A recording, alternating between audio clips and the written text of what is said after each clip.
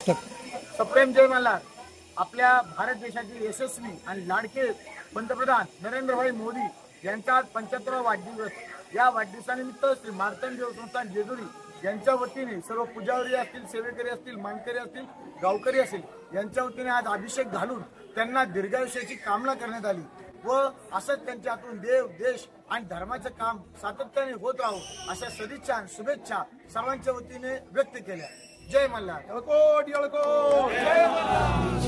राष्ट्र ज्याचा श्वास अविचल एकता अर्पिलेला जन्म जाने देश सेवेच्या व्रता.